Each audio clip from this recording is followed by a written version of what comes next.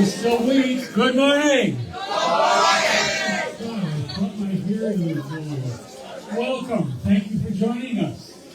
If you have not done so already, please turn off your phones. And as Robert Boo sneaks by, That was so grateful. what he always says at Founders, if you can hear my voice, please. This is a repeat, but somebody wanted a copy, so we all get to hear it again. So every year, Edna and Buddy went to the state fair, and every year Edna would say, Buddy, I'd like to ride in that helicopter. Buddy always replied, I know, Edna, but $50, and $50 is $50. One year, Buddy and Edna went to the fair, and Edna said, Buddy, I'm 85 years old. If I don't ride in a helicopter, I might never get another chance.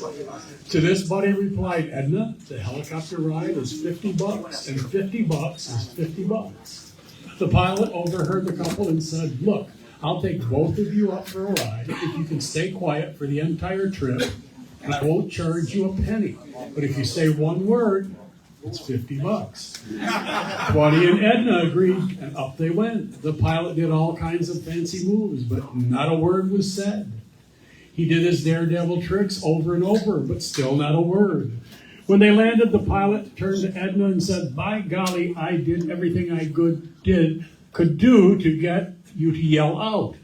But you didn't. I'm impressed. Edna replied, well, to tell you the truth, I almost said something when Buddy fell out. But you know, $50 is $50. So, Miss Patty, do we have any virgins here? We do. And it's going to be a heck of a day. From West Bloomfield, Michigan, we have Jackie. Welcome, Jackie. And from Lima, Ohio, we have Richard.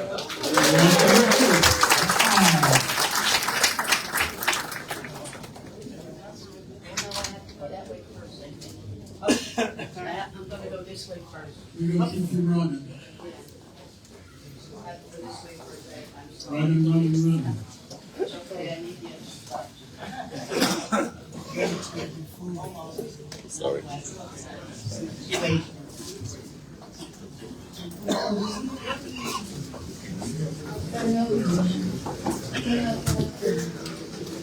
Born in Boston, but he doesn't want to talk about it because he's from New York, he said. Andrew. Welcome, Andrew. And born in the city, but he didn't stay there long either. We have Gary. Welcome, Gary. I'm going to run over Richard here. I have to introduce a virgin who's really important because she's being escorted by the Wilton Manors Police Chief. Locker is bringing us Laura. Welcome, Laura. Where she was. Oh, she was born right here at Holy Cross Hospital. All right. Welcome. Nice to meet you. And last but not least, Mariam, who was born in Pakistan.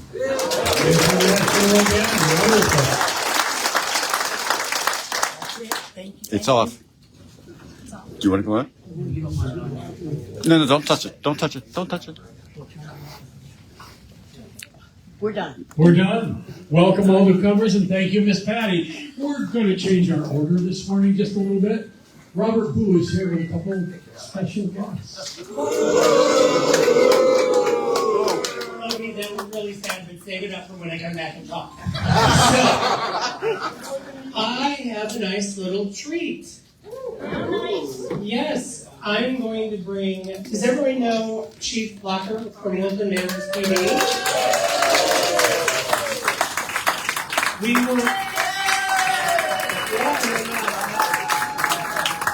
work very closely together with Wilton Manors PD. We have a very good relationship with law enforcement.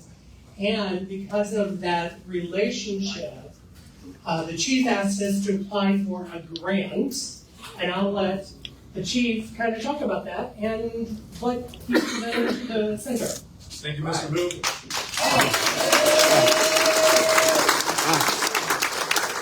If you don't know me, I'm Gary Blacker. I'm your chief of the Wilton Manors Police Department.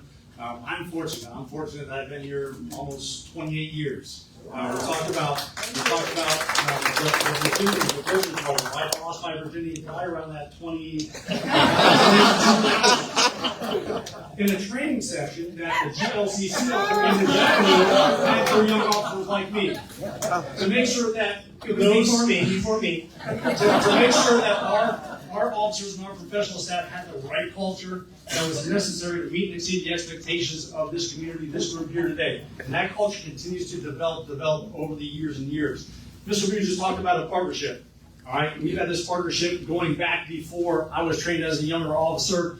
But what we do as an agency, we collect money. We collect money from criminals. We seize that money, and it goes back into whether it's law enforcement related equipment.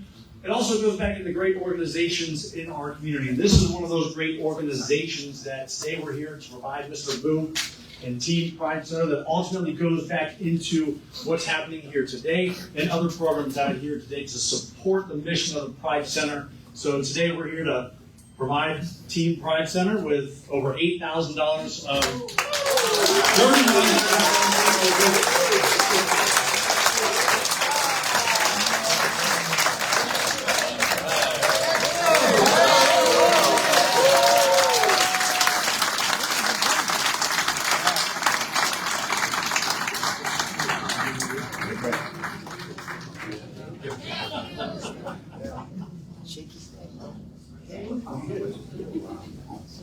All right. Turn this way. One more.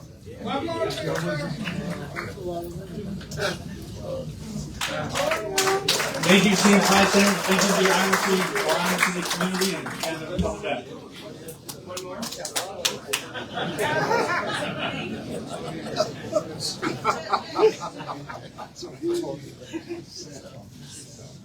It's not strange. You're right. It's not strange.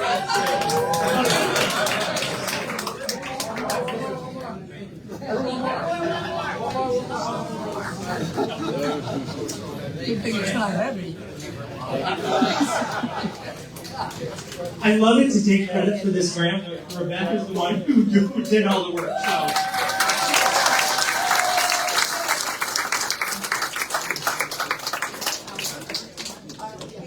We have another special guest, Lorenzo. Come tell us what's going on here.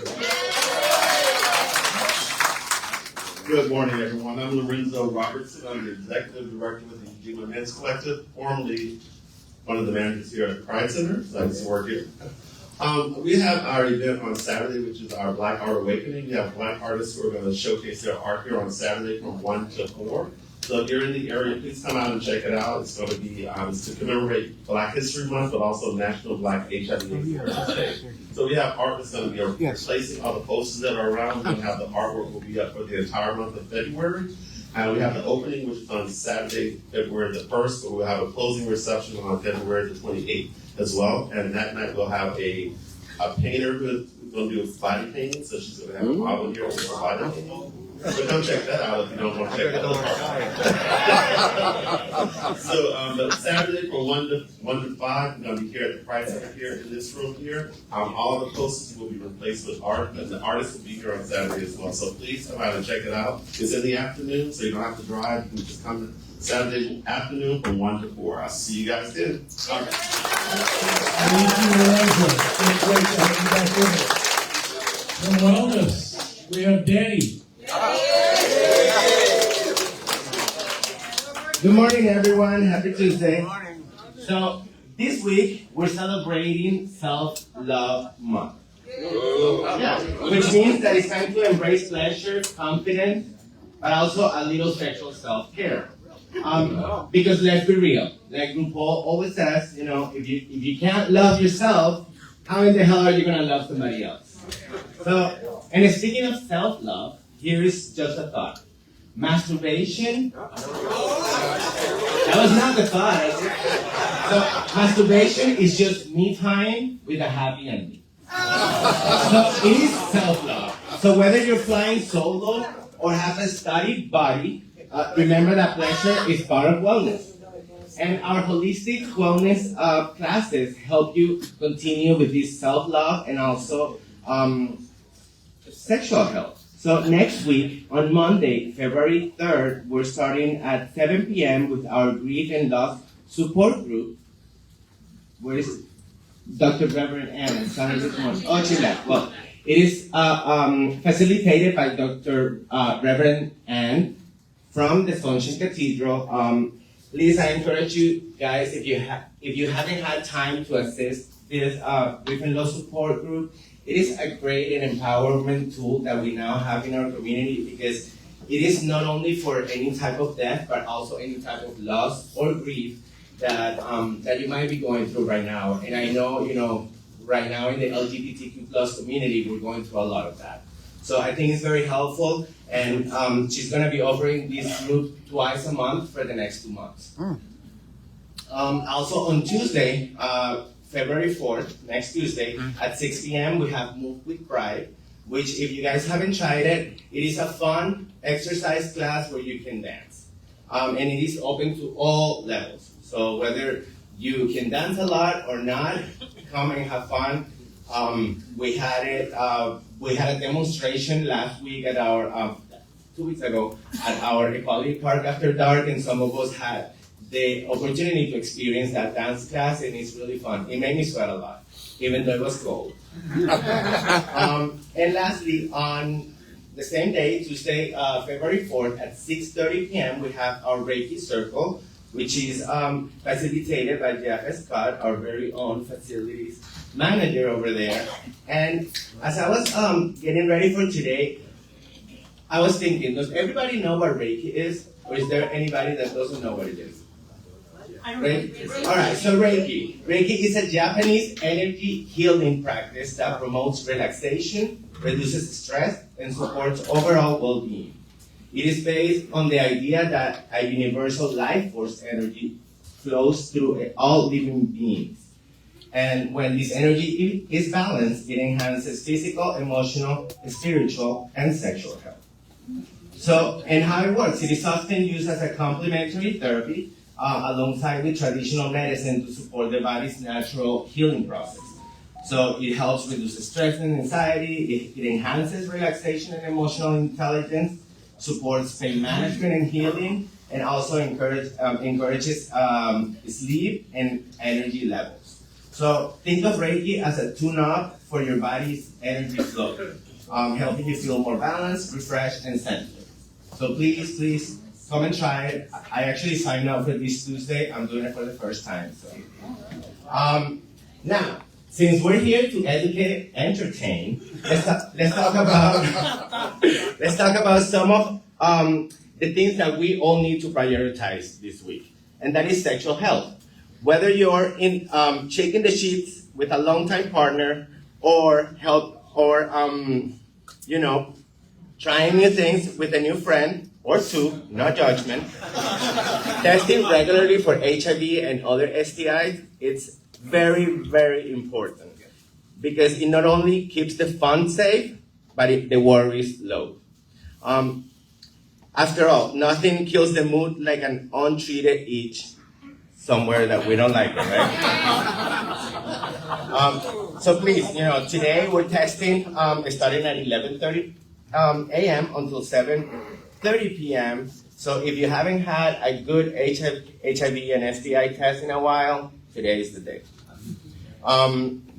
And so let's keep this community sexy, smart, satisfied, and free of STIs. And remember, have fun with sex, make it your own, but do it as safely as possible so you can do it longer.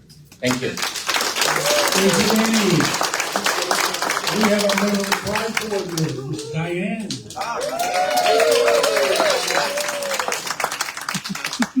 Good morning. I missed you all last week. I know, I wasn't here. Guess where I was? That's right. But I'm out this week and I'm happy to be back. I'm going to start off with a couple of things, but first I want to acknowledge Bruce's joke. It was actually, I thought, one of his funnier jokes. Not that he's not funny every week, but thank you, Bruce. That was a good one. I really like that joke. So a couple of events to remind you about. February 1st, in addition to the Black Art Awakening, there's another reason to come to the center. February 1st kicks off LGBTQ plus History Month, as we all know. And the Women with Pride is having an event on Saturday. We're co-hosting with the Rainbow Ladies from Miami, and it's a vision boarding event. And it's all about thinking about what your future looks like. And so we're going to have an activity where you put together a vision board and you manifest what you want to happen either within the next year or at any time in your life. It's really fun if you haven't done vision boarding before. Encourage you to join us. We only have 50 seats. We're not full yet, but it's open to everyone. So that's Saturday, February 1st, and we're going to be next door from 1 to 5 p.m. in the community room. So come on and see the Black Art Awakening and then sign up for our event. It's only $20. It includes supplies, food, drinks, and of course free parking. So hope to see you Saturday. And then we have a really interesting event coming up that I hope you all join us. This is a co-hosted event with several other local organizations, including the University of Miami. And I put the flyer on your tables. This is the health fair that's happening over at Hagen Park on Saturday, March 1st. And this is a collaborative event, and we're going to have all kinds of activities, health and wellness screenings. There's going to be a nutrition workshop. We'll be serving lunch. There's going to be some really fun activities. So that's going to be from 12 to 5 p.m. in the community room at Hagen Park. The Pride Center will be there, SunServe, and other organizations. So it's free to everyone. We hope you can come join us. I'll be there all day, and come take care of your health. It's really important to focus on that. Sometimes we get busy doing other things, like Danny talked about. Maybe I won't name some of the things we get busy doing, self-care. But this will be a fun event. Join your community, and hope to see you on March 1st. Thank you very much. Thank you, Diane. Diane, what you said is your page has grown to the Taylor Swift level, where I think you have a stalker. I do? Richard Cullen. Oh, hi. That's my friend. I told you I was already taken. No. Now, Diane, you always talk about how little your office is, and you'd like to have a bigger office. So we all chipped in, and we got you these shoe trees. Awesome. And if you go like this, it'll make the walls move out. I bought this with some other device, and I was about to blush, but thank you. I'll make sure to take it.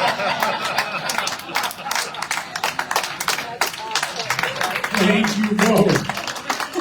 From our neighbors down south, Miss Cindy Brown. Good morning, my friends. This is a really full room. I'm liking this. So, I'm Cindy Brown. I'm with Jewish Community Services and Lambda Living in Miami. But we have a lot going on that many of you can participate in. On your tables, there is a flyer for our free online men's support group. And we are going to be holding this now the first and third Wednesdays of the month at 4 p.m. And there, if you would like to join, my number and my email are on the flyer. Just reach out to me and I will give you the information to log in. Now, we don't just put the login information on the flyer because we don't want someone to get a hold of the flyer and then log into the group to be ridiculous. Exactly. So, and another support group that is going to be starting next week, along with Sage, I'm proud to be facilitating a new support group that will happen for 8 weeks, starting next Tuesday at 12:30. So it's right after this meeting, and it will be for 8 weeks. We're limiting it to about 15 people, So if you're interested, there should be flyers on your tables about that as well. Please reach out either to myself or to the number and email that's on that flyer. My number and email are on this flyer. I know that Jan, who's here often, is having a family emergency, so I think this might be her phone number. So we can make sure that people can sign up if they want to sign up. Let me see what else. We do have our coffee and conversations down in Miami now. They are on once a month on Wednesdays, the third Wednesday, and we're alternating between Miami Beach and Northwest 7th Avenue area. So this month, on the 19th, we will be at the South Beach location. So if you all are from Miami, I don't encourage you to drive down to South Beach because that is a pain in the ass. But if you are in Miami, please join us because we would love to have you. And again, we have our last Thursday of the month, LGBT Day at Senior Planet, which is a technology center supported by AARP. In Wynwood, they have lots and lots of technology classes. You can get one-on-one support. It is in Wynwood, so it is down the I-95. But you can even get one-on-one support. You can sign up for one-on-one support, and you can come in with your phone or your laptop and say, help me with this. But they also have a lot of online programs, and you can access them through Lambda Living Online. We have a lot of their programs on our website. So I believe that is it. Thank you for your attention, and I'll see you next week. Thank you, Cindy. Miss Patty, you have some non-political information for us? I do have some kind of neutral information. First, I've been going around asking if you all have files of life. If I've missed you and you don't have one of these, you need to wave me down because you need one. If you ever have to call paramedics to your house, figure if you're calling paramedics, you're stressed out about something, you may forget a medicine, you may forget something else. This has all your information, who to call, and it truly is a lifesaver. It truly is a lifesaver. They're free, we got plenty of them. Voter registration is non-political, so I can talk about that. If you have not registered, we have the forms here to register to vote. If you have registered and are voting by mail, as of December 31st, your vote by mail authorization was expired, so you need to do it again. People are saying, well, I just voted in November. That's okay. December 31st, they all expired. We have the forms. You can do it online if you don't want to fill out a form, but it needs to be done. Robert Boo is going to talk about some really serious stuff. This is a big group here today. Please, please, please pay attention, because there is not one person in this room, not one, none of you, who are unaffected by what's going on. Pay attention. Thank you. Thank you, Patty. Director of Voting, Mr. Rebecca.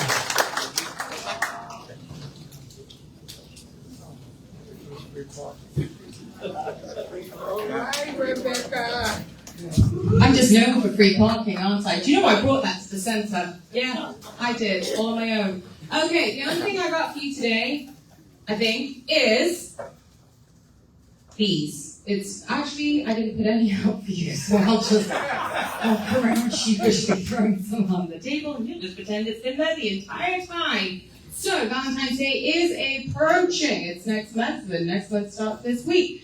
We have a fabulous way of you recognizing, honoring, or memorializing a loved one. We have bricks for purchase. Those go out in our plaza. So all the way from $100, just $100, and you can put what you want. as long as it doesn't have any profanities. You can memorialize your dog. You can honor your dog, your cat, whatever you feel like, whatever floats your boat. For $100, it's a 4x8 brick. You can check them out on your way out of Coffee and Conversation.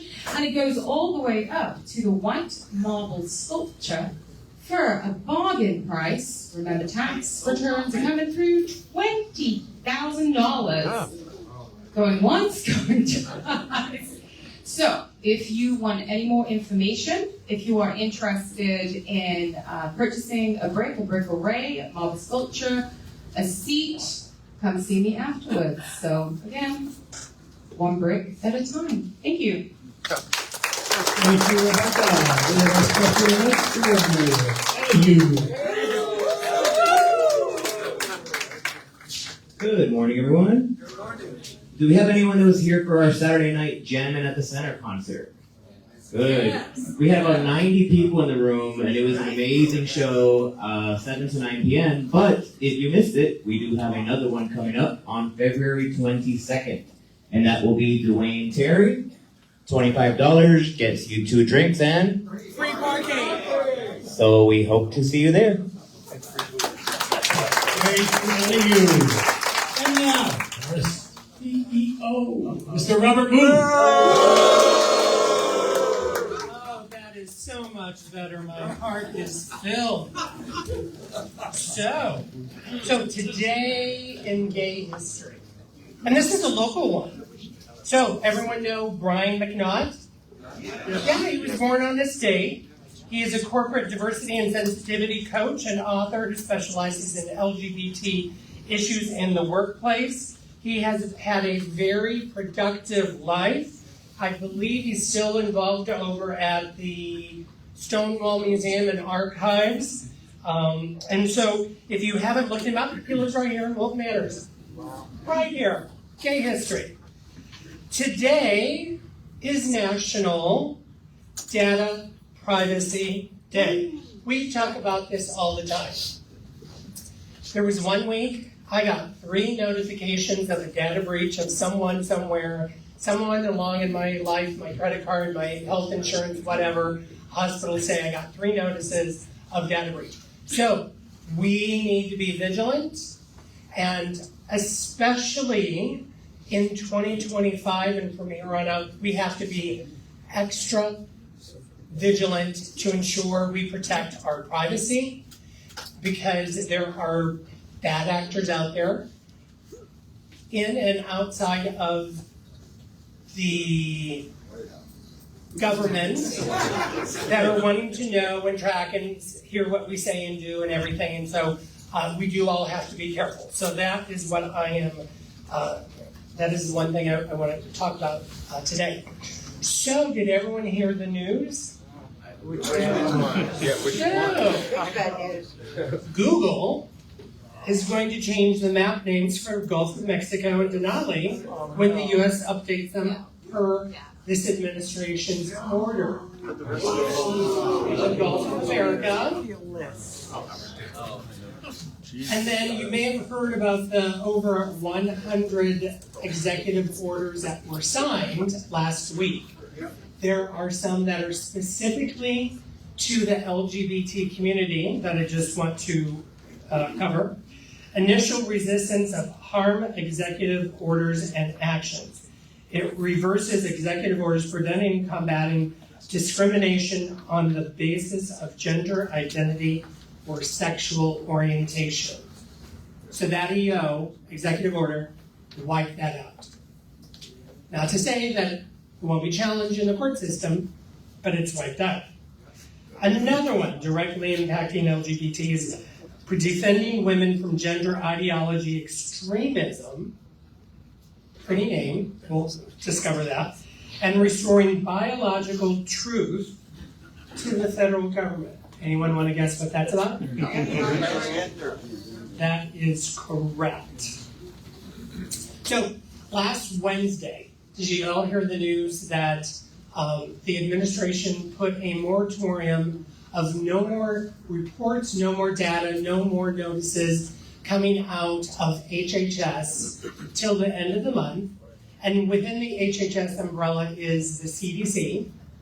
Oh, wait, we have a bird flu issue going on. So no issues can come out until after February 1st at the earliest. NIH, National Institutes of Health, and the FDA. So CDC was just getting ready to come out with a bunch of updates and guidance regarding bird flu. But that got halted.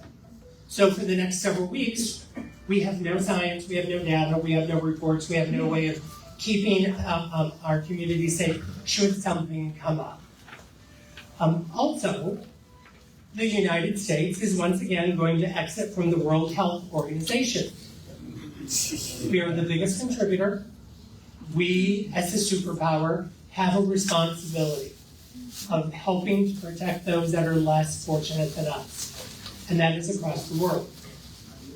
So, we'll see what happens when that continues down the pipeline. Last night, my cell phone was just blowing up, and this morning, because of the news that came out last night that there was going to be an immediate freeze on all of the funding that is coming out of the federal government, so they can therefore review, investigate, and see which programs they're going to stop funding immediately. Now, we're very fortunate as an organization. We have multiple revenue streams. So when in 2017, before Governor Scott left and he reduced all of the HIV funding for the state of Florida, we took that hit. We used to have 6 grants worth $1 million, and now we can only have one grant for $350,000. That funding will most likely be discontinued. So PEPFAR, everyone knows PEPFAR, Bush 43 signed that into law. It is so we can help protect throughout the rest of the world underprivileged countries, preventing them from having HIV, spreading of HIV, providing the medication to treat so people are undetectable, and also preventing from contracting the disease. PEPFAR just got frozen, threatening millions of lives worldwide. So other organizations last night, so I was in communication with the center out in LA, the center in Dallas, the center in Virginia, San Diego, all the larger organizations. Funding has been immediately frozen, and there's a first wave now, and then there will be a second wave in February. So this will impact every single person in this room that receives services, financial aid, or support through the government, with the exception of Medicare and Social Security. Everything else is going to be frozen, looked at, reevaluated, and ensured to meet the qualifications of the goals of this new administration. LGBT is not within their goals for the country. So again, we will be under attack. And I hate being the bearer of bad news, but I need to ensure that people know what's going on. I was just talking to someone over the weekend, and they had never even heard of Project 2025. Oh. So not everyone pays attention. I'm a news junkie, and even though for 2 months after the election, I kind of stuck my head up my ass, is I have to be aware of what's going on, what's being impacted, and how we need to be prepared. So I will continue to bring this information. I will continue to educate. There are going to be many calls to action that I'm going to ask you to do. And so we have also had to learn to change some of our terminology and some things that we're doing on our website. So you will no longer see a listing of all of the staff with their name and email addresses and telephone extensions, and all of our board members' pictures have been removed because there are anti-LGBT organizations out there that are going onto websites, taking those pictures, and then putting them on nefarious websites, platforms, and spreading lies. And the one most recently, most close to us, Compass, up in Lake Worth, West Palm Beach, they got doxxed. So my job is to protect my staff. My job is to protect my board. My job is to help protect the community. And so I will do everything within my possibilities of bringing this information, making you aware. I hope when you walk out of here, you tell at least 2 other people. So we can make sure that for those who, and I get it, some people do not want to hear all the bad news, they don't watch the news, they don't read the papers, and they're like, I just can't do it. I understand, I get it. But we need to ensure everyone in our community is aware of what's going on. All right? Yes. So that's my ask. Thank you. That's my ask. Wherever you live, wherever you eat, wherever you dine, whatever shopping, if you're walking with someone, just kind of ask them, hey, are you aware of this? Because as Patty said, all of these safety net programs, these are services that the government doesn't provide and can't provide. And nonprofits throughout the country are going to be impacted by this. So let's buckle up, be prepared, be educated, and as together, because it takes a whole village, we can protect our community. Okay? Thank you. Oh, wait, question. I love questions. Yes? Did you mention the Inspector General's office? I did not mention that. As everyone may have heard, 17 Inspector Generals were immediately terminated, even though the law that was passed in 2022 required the executive branch to inform Congress 30 days ahead of time why someone was going to be terminated and the reasons why, and justify that. But this administration bypassed that, immediately fired 17 of them. These are non-political positions, because these are watchdog organizations that look for waste within the government and try to hold all of the organizations accountable for the money that they receive and that they spend. Specifically, what they're also responsible for is putting all the people in meat packing plants and chicken processing plants and checking randomly the products that come into the country. And all of those offices now are without a chairperson and a secondary person and a tertiary person to oversee it. So I work for the health department. I did. I'm resigned. Yeah. And so the big thing is that I would. Come here, because you've got some good information and everyone should hear it, especially with your experience. Hi. And we'll quickly walk through this. Yes. So the big thing that instantly I was frightened with was the idea of salmonella and all of those stomach-borne viruses that you can catch instantly, much less the processing of chicken. Maryland has wonderful chicken farms, but chicken is one of the dirtiest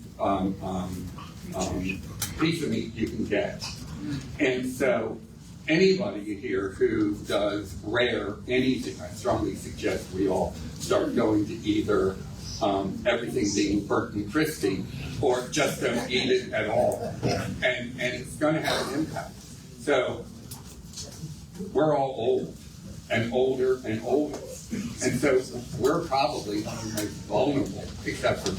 He was looking at me when he said oldest. And so we're one of the more vulnerable communities. And I sort of believe in nefarious behavior on the part of some people. And I think that we're one of the more expensive communities in this country who some people would not mind eradicating totally. So just be careful with what you eat and what you buy. Wash everything, and if you don't have one of those vegetable spinners, get one. We're all in trouble, the whole country. Thank you. No. Do you know that? No? No. The president also on day one did a order. Just 2 sexes. No. Oh yeah. 2 sexes. 2 sexes, but your sex is determined at conception.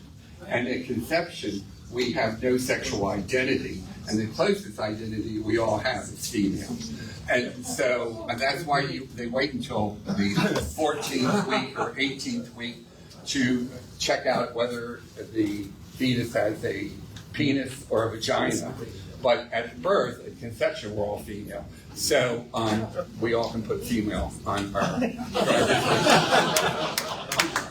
So I will end on a happy note.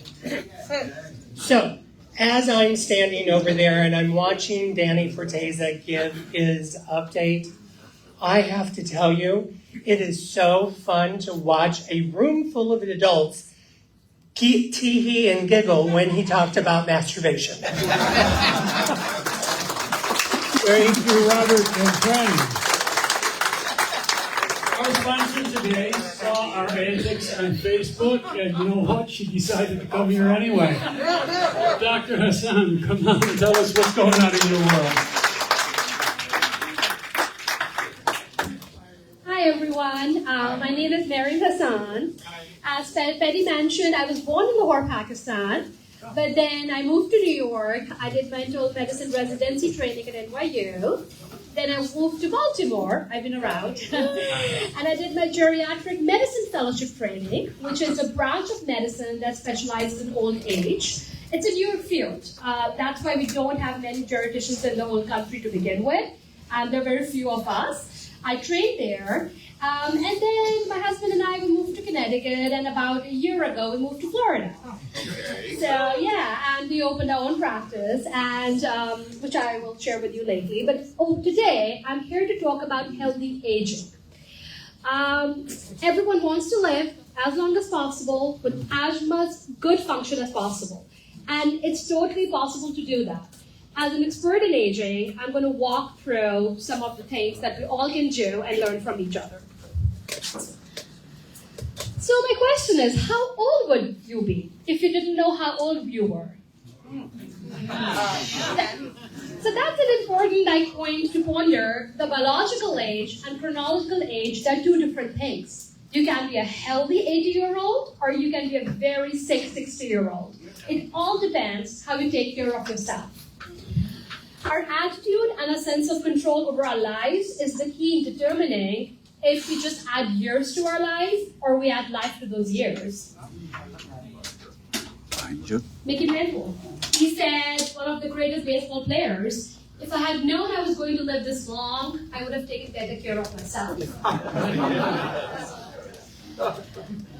So I want to introduce the concept of aging. So there's a childhood, that's one phase of life. There's adulthood, and there's elderhood. We need to acknowledge elderhood as a separate phase of life rather than just treating it as an inferior form of adulthood. Like just we have pediatric specialists, that's why we have elderhood specialists, and there's a whole adulthood over here as well. And as we're getting older, there are positive things that happen in age. And there are some not so good things, but it's a whole field of its own that we need to acknowledge.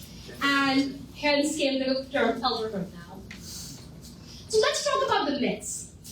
You can't teach an old dog new tricks. Older adults can learn new things. Do you think that's true or false? False. Love it. Love it. That's absolutely false. We all have ability to learn new things no matter what age we are in. In fact, the word wisdom peaks around the age 70 to 80. So you're not like, it's a summation of your experience and your intellect. So positive things are happening too. And the way to make sure you have your brain power running is to keep on using it. The harder you use it, the more it grows. So considering taking a new hobby, Diane was talking about a dancing class, learning a new language, dancing, all that to keep your mind engaged, is actually very useful. The fear of age-related, like memory loss, is often exaggerated and simply wrong. So it develops throughout the time. Cognitively, we're all learning new things. So keep your mind active, as we talked about. Myth number 2, the secret of successful aging is to choose your parents wisely. No genetics. False. Correct. Only 30%. Yes, genes do matter, what you're born with, but only 30%. 70% is in your own hands. What you do and what you can do with that as well. And as we grow older, our genes, which we have no control over, even become less important than the parts of our life that we control, which is our environment and our lifestyle. Eating right, sleeping properly, making sure we're exercising, everything is actually good sex, no alcohol, no smoking, everything matters in making sure that we are keeping our body running properly. Myth number 3. Dementia is a part of aging. No. Love it. Oh, who said yes? So, that's why. Come and see me. So, I think that's why it's very important to know, like, to go to a proper physician who knows what an age-related memory loss looks like versus something which is dementia. So, dementia is not a natural part of aging. I've seen so many 90-year-old, even 100 years old, proper like brain function, cognitively working, so forth as well. Not everyone gets dementia. However, it's simply more common as we grow older, just like heart disease, stroke, cancer, stuff like that.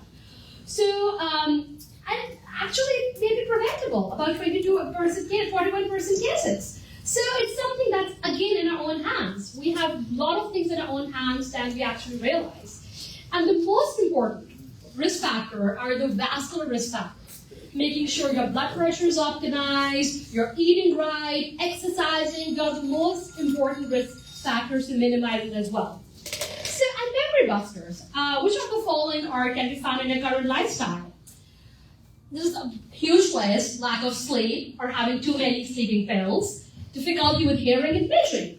If you have a hearing loss, make sure that you go for those hearing aids, because studies have shown that if we are not hearing what is actually being said, that actually contributes to dementia later on in life. Because your brain needs to get all the information to process and make those synaptic connections. So that's very, very important. Too much alcohol, anxiety, depression, lack of stimulation, social isolation, tobacco use, stress, poor nutrition, watching too much television, too many medications. So too many medications, the term for that is polypharmacy. If somebody is taking them 5 or more medications, there are interactions going on, there are adverse side effects, and so forth. So just knowing those risk factors helps. And of course, not being physically active. Myth number 4. Older adults should take it easy and avoid exercise so they don't get injured. Love it. Already such a great crowd. A body in motion tends to stay in motion. Move it or lose it. And that's the cornerstone of healthy aging, being physically active. And the National Institute of Aging reports that if we can prescribe one pill, and if that can be put in a pill, that would be exercise. But of course it doesn't pay, so there's no incentive, to prescribe it, because there's no one free funding attached with that. But exercise is excellent. The guidelines are, the American College of Cardiology guidelines are that you need to exercise at least 150 minutes per week, which translates to about 30 minutes every day. Now, starting at age 35, it's happening in all of us. We all start losing our muscle mass. And it goes more and more and more as we age. And by the time we're 80 years old, we've lost most of our muscle mass, 30%. It's called sarcopenia, that's very normal with aging.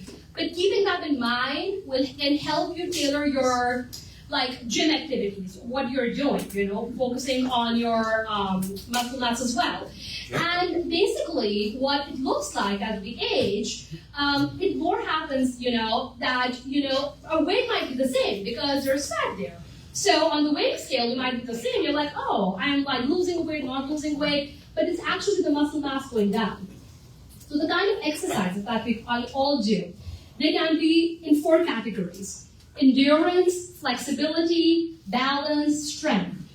One of the best exercises that incorporates all 4 of them is actually swimming. Water is great for your joints, for your muscle mass, and so forth as well. And as I said, for endurance, I mean aerobic exercise, so at least 150 minutes per week. For strength training, you can do weightlifting, carrying your grocery bags, using a resistor band, water aerobics, balance, tai chi, water aerobics, yoga, and for flexibility, you want to do stretching. So all 4 of them, as you're thinking about your exercise, you want to make sure that you are having all those 4 components so that you are actually giving all the benefits to your body. Myth number 5, to be old is to be sick. Not true, not true. Our older Americans are living longer, hence the field of geriatrics. Back in the day, the average expectancy life age was 45 years, now it's 75. So here, people are living longer, but living longer does not mean that you have to live with illness and disability. Right. It's much in your control. It's worth the effort to actually even start new healthy behaviors if you haven't. It's never late as well. And then here I'm going to share a clip with you from Golden Girls. I love it. And then No sound. no sound. Turn the projector up. Seen everybody, nobody found anything wrong with you. And between their workups and mine, there are no more tests to run. This is for your main complaint is you're tired. I get tired too. It's called getting old. Dr. Bud, that's not what this is. I am sick. I've had to give up my job because I was too tired to do it. How'd you get here? I flew. To my office. A taxi. You from the taxi? But how did I get from the taxi to your office? Not a hard question. I walked. Why did you walk? You're not sick, Dorothy. The people I see can't walk. They can't swallow. Some of them can't breathe. Look, don't take this the wrong way, but have you ever thought about seeing a psychiatrist? I have seen 2. Here are their letters. They both say there was nothing psychologically wrong with me. They believe it is physical. What the hell do they know? Psychiatry is not a science. Then why did you suggest I see one? Because what you have is not scientific. What else was I going to do? Send you to New Mexico to a shaman? There's nothing wrong with you, Dorothy, except what happens to all of us. In case you haven't noticed, you're not 30. Take a cruise, Dorothy. Go to a hypnotist. Change your hair color. My wife became a blonde. She's a new one. So many wrong things with that clip. And there's a word for that. And I think as a geriatrician, that really perturbs me. It's called ageism. It's a discrimination against people because they're old. And that exists in all of us. And there are different kinds by healthcare providers, blaming everything on old age. Oh, you're getting tired, you're getting old, you're having memory problems, you're getting old. It's just a lack of experience and knowledge what normal aging looks like versus not. Here's something, patient, look, I can't walk, my knee hurts, what am I supposed to do? Doctor, how old are you? Patient, I'm 90 years old. Doctor, what do you expect? You're an old man, your knee is 90, but the patient's father knee is 90 years old and it's fine. So you want to make sure that your voice is being heard and is not being just shunned away because of the age. And then, in addition to healthcare providers, there's also called self-agent. Oh my gosh, I didn't play. Sorry, not easy. Okay, perfect. Back there again. Just jumping.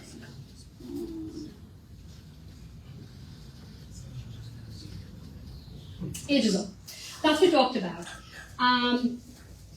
and that's what Alon was talking about, being discriminated based on the need, pain, and the age as well. So self-ageism, it exists in all of us. And we just think we are getting old and that's where we're experiencing different things. And studies have shown people who have self-ageism, they're less likely to seek health care because they think they're senior moments, nothing is wrong with us. They're less likely to be undertreated, and they're less likely to engage in preventative behaviors. People who have positive perceptions about aging, they tend to live 7.5 years longer. There's a study that came out of Yale who studied patients after having an MI, and then it showed people who had positive perceptions about aging, I can do this, and engaging in good physical activities actually live longer. It's been studied. And it's been associated with various health outcomes, including increased longevity, better functional health, higher likelihood of recovery from severe disability, and enhanced recovery from a physical illness. So it's very important to keep that bias in mind. And I know over here, I'm talking to a group already who has this lifetime of discrimination as a stigma. So think, if that ism is at the cross-section of all the other isms, when you're going to a healthcare provider and you're going through a major health crisis, like transition out of the hospital or out of a assisted living facility and so forth, there's a clinical part in medicine and there's a non-clinical part. And for a provider to provide you that authentic self-care, both parts need to come together. And if you have been ingrained to be silent just to feel space, just because the provider is just treating you like a checklist, that's not a safe space. In order to get good health, especially good geriatric health, and make sure that you're not being discriminated based on your age and other based on a section of gender minorities, it's important to make sure that you're actually knowing, and advocating for yourself too. These are some excellent resources. Our state center is upstairs, and some others too, as we're getting older, just to make sure that we're supported. And in addition to that, the practices of happier aging by itself. You want to make sure if you have some ageism in yourself, just to become more aware of that. Or if your provider has, just to advocate that it's not right. Never say never to anything. Be resilient, adaptable, and flexible, which this group already is, as I can see, and advocate for yourself and allow others to advocate for you. Lots more, doesn't hurt. And choose the right doctor. So coming to that, I just want to again go, who's a geriatrician? Geriatricians are primary care doctors who have additional specialization in treating older people and are hence aging specialists. They are the ones who would know what normal aging looks like versus what's not normal and needs more investigation as well. When should you see a geriatrician? Well, it's important, because not many of us to begin with, so your PCP might already be doing a great job. If they're not, you would know. But it's more specialized care that addresses the unique physical, emotional, and social aspects of aging. And what to expect when you go to a geriatrician, we have the knowledge to provide more comprehensive, personalized, and compassionate, more holistic approach, making everything into order. For example, for memory, we are also we specialize in different geriatric syndrome like dementia management, falls, polypharmacy, looking at each and every medication, whether you need to be on an ART and so forth as well. That's how you would utilize a geriatrician, if you were to find one or to work with one as well. My office is in the plantation. My husband is a cardiologist. He's a geriatric-friendly cardiologist, but I'm the geriatrician there. And basically, would be happy to help you guys if you ever need one. Happy to take your questions after this presentation as well, but that's for now. Thank you for having me.